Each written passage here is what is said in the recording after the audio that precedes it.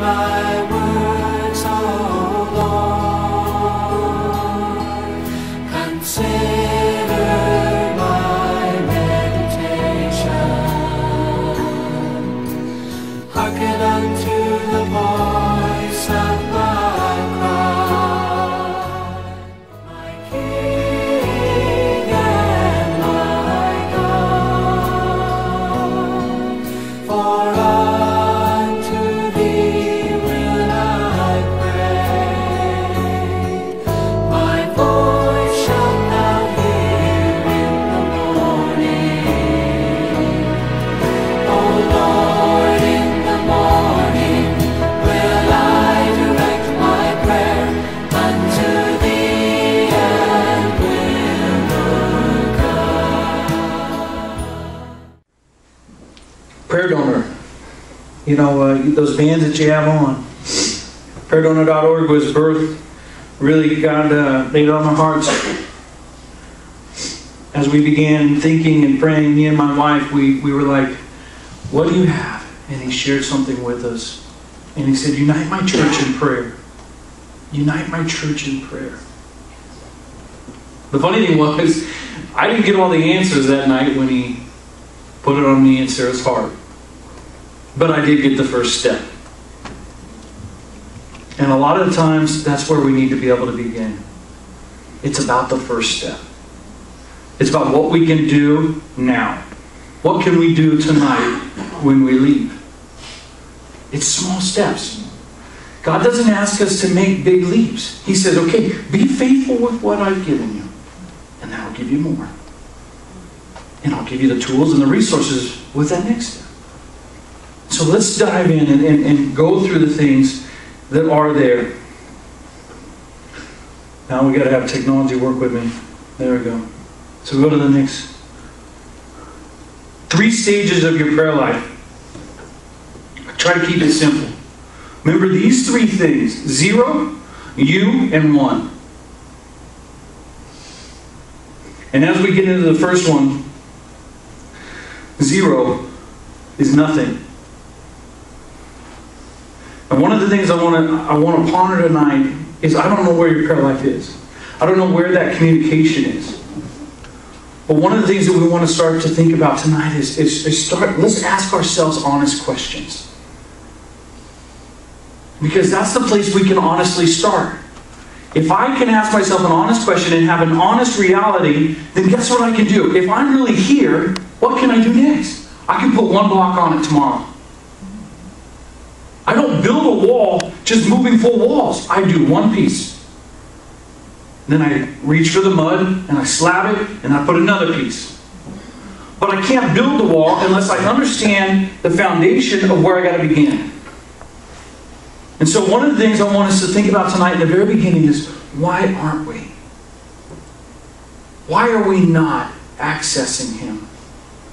Martin Luther said, I got so much to do today, I can't help but get up and spend time in prayer.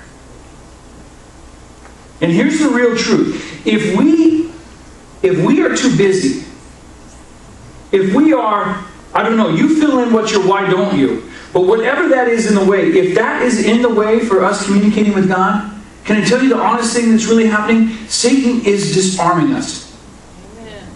If I don't have communication with God, how do I have His power, His joy, His peace? It's that simple. He did not mean for me in this walk to wander. If you look back at the children of Israel, they're there. It was a short distance. And all He said, do what I told you to do. They would have been a sweet little trip right over to Israel. Right over to that piece of land. They would have went in, wiped everybody out. There it is, the promised land. Right? But no, we're going to wander and complain, and we're going to be too busy to meet with you. That's good preaching. Even the fact is that He was with them as they're walking. And they still weren't understanding it. What's amazing is that there was one person that continued. And thankfully, Moses was actually interceding for them, or God would actually wipe them off the map when He came down the mountain.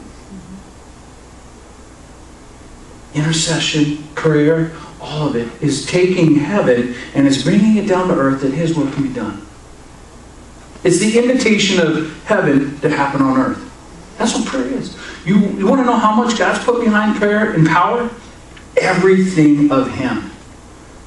I can't think of anything else bigger than that. If He put all of Himself behind prayer, I want that. I want to have that communication. I want that power to do His will. Because that's really why we're here.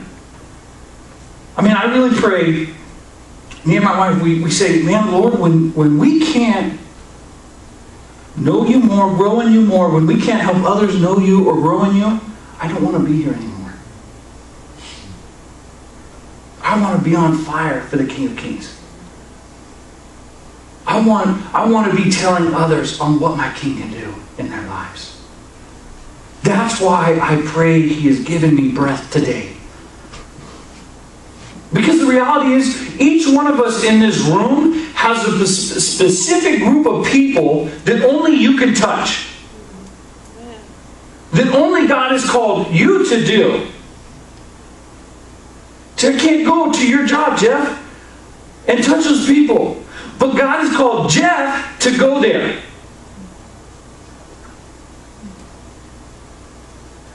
We have to start taking our assignments differently. We need to be able to realize what He has called us to do.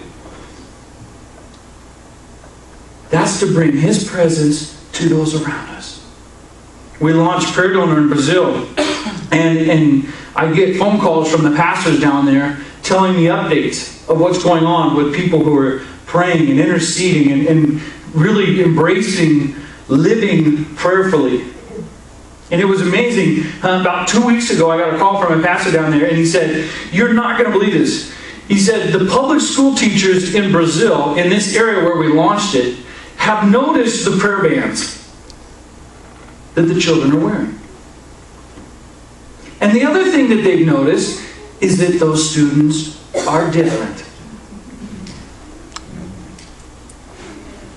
And so the public school teachers then went to those students and they said, we don't understand what it is about you, but you're different than the other students. And you all seem to wear this purple band. So what we would like you to do is please come into the school. We will let you use the computers, and we'll let you, please, pray for the other students in the school to be like you. Woo! Glory. Man. What begins to happen when God's children access His power, access Him in communication, and they begin to grow in Him, grow in His grace, grow in His love, and then they go and live it in society? Amen. You know what happens? The world changes.